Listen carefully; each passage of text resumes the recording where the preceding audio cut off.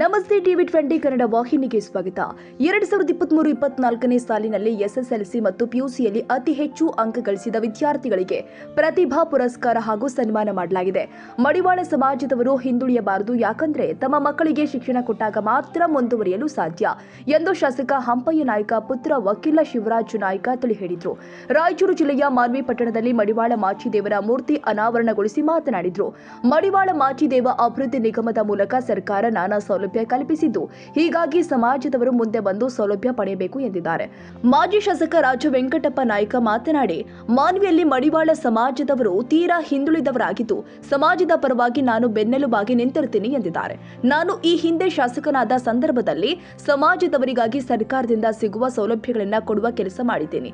ಅದೇ ರೀತಿಯಲ್ಲಿ ನಿಮ್ಮ ಸಮಾಜದವರೊಂದಿಗೆ ಕೆಲಸ ಮಾಡಲು ಬದ್ಧನಾಗಿರ್ತೀನಿ ಎಂದಿದ್ದಾರೆ. ಇವತ್ತು ಮಡಿವಾಳ ಮಾಚಿದೇವರ ಸಮಾಜ ಇವತ್ತು ಮಾನ್ವಿ ತಾಲೂಕಿಗೆ ತೋರಿಸಿಕೊಡ್ತಕ್ಕಂಥ ಕೆಲಸ ಇವತ್ತು ನೀವು ಮಾಡಿದ್ದೀರಿ ಎಂಬ ಮಾತುಗಳನ್ನ ಬಹಳ ಹೆಮ್ಮೆಯಿಂದ ಸಂತೋಷದಿಂದ ಹೇಳಲಿಕ್ಕೆ ಇಷ್ಟಪಡ್ತೀನಿ. ಇವತ್ತು ಮಡಿವಾಳ ಮಾಚಿದೇವರ ಮೂರ್ತಿಯನ್ನ ಮಾನ್ವಿ ಪಟ್ಟಣದಲ್ಲಿ ಇವತ್ತು ಅನಾವರಣಗೊಳಿಸುವ ಮೂಲಕ ಅಲ್ಲಿಂದ ಮೆರವಣಿಗೆ ಮುಖಾಂತರ ಬಂದು ಇವತ್ತು ಜಯಂತಿ ಕಾರ್ಯಕ್ರಮವನ್ನ ಆಚರಣೆ ಮಾಡ್ತಕ್ಕಂಥ ಕೆಲಸ ಒಂದು ಮಾಡ್ತಾ ಇದ್ದೀರಿ. ಇವತ್ತು ಮಡಿವಾಳ ಮಾಚಿದೇವರ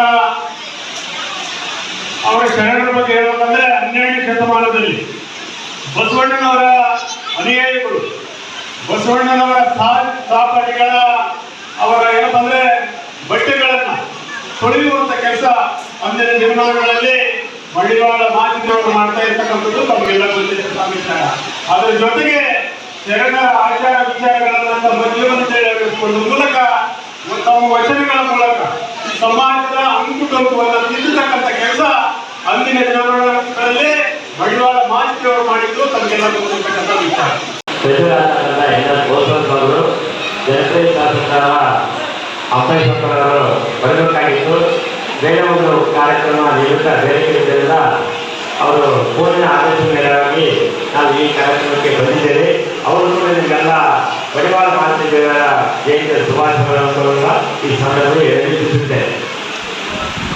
ಈಗ ಮಡಿವಾಳ ಮಾಚಿದೇವರು ಕೂಡ ಮಡಿವಾಳ ಎಂಬ ಪದ ನಿಮ್ಮ ಕಾರ್ಯಕ್ರಮಕ್ಕೆ ಈಗಾಗಲೇ ಅವರ ಪೂಜ್ಯರು, ಸಂತೋಷರು, ಮಾಜಿ ಶಾಸಕರು, ಮುಖಂಡರು ಕೂಡ ಎಲ್ಲ ಮಡಿವಾಳ ಸಮಾಜದ ಬಗ್ಗೆ ಎಲ್ಲ ಎಳೆಯಾಗಿ ಇಟ್ಟಿದ್ದಾರೆ. ಈಗಾಗಲೇ ಕೈ ಬಹಳಷ್ಟು ಆಗಿದೆ, ಸಮಯ ಜಾಸ್ತಿ ಹೇಳ್ಕೊಂಡ್ರು ಕೂಡ ಇನ್ನು ಅವಾಗಿದೆ.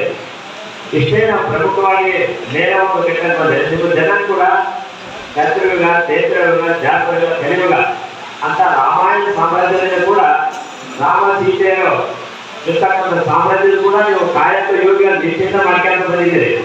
ಹೀಗಾಗಿ ನೀವು ಅನಾಥ ಕಾಲೇಜನ್ನು ಕೂಡ ನಿಮ್ಮ ಜನಾಂಗ ಭಾರತದಲ್ಲಿ ಇದೆ ಅಂತೇಳಿ ನಮ್ಮ ಭಾರತ ದೇಶದಲ್ಲಿ ನಿಮ್ಮ ಹೆಜ್ಜೆ ಬಿಟ್ಟು ತೋರಿಸ್ಕೊಡ್ತಾವೆ ಮಡಿವಾಳ ಸಮಾಜ. ಹೀಗಾಗಿ ನೀವೆಲ್ಲರೂ ಕೂಡ ಇಡೀ ದೇಶದಾದ್ಯಂತ ಎಲ್ಲ ಕೂಡ ಇದೆ. ನಿಮ್ಮ ಕಾಯಕವನ್ನು ಅದೇ ಕೆಲಸವನ್ನಾಗಿ ಅದರಲ್ಲಿ ನಿಷ್ಠೆ, ಶ್ರದ್ಧೆ ಇದು ಕೂಡ ನೆರವೇರಿಸಿಕೊಂಡು ಬಂದಿದೆ. ಹೀಗಾಗಿ ಇಂಥ ಒಂದು ಸಮಾಜ ಇದು ಒಗ್ಗಟ್ಟಾಗಿ ಒಂದು ಮೂರ್ತಿ ಮಾಚಿದೇವರ ಮೂರ್ತಿಯನ್ನು ಅನಾವರಣಗೊಳಿಸಿ ಈ ಜಯಂತಿ ಈ ಕಾರ್ಯಕ್ರಮಕ್ಕೆ ಮಾಡಿದ್ದೇವೆ. ತುಂಬಾ ಸಂತೋಷದಾಯಕ.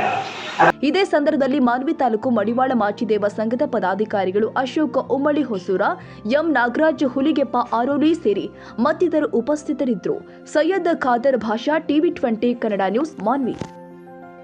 ಕನ್ನಡಿಗರ ಮೆಚ್ಚಿನ ನಿಮ್ಮ ಟಿವಿ20 ಕನ್ನಡ ವಾಹಿನಿ ಇದೀಗ ಟಿವಿಯಲ್ಲಿ ಲಭ್ಯ.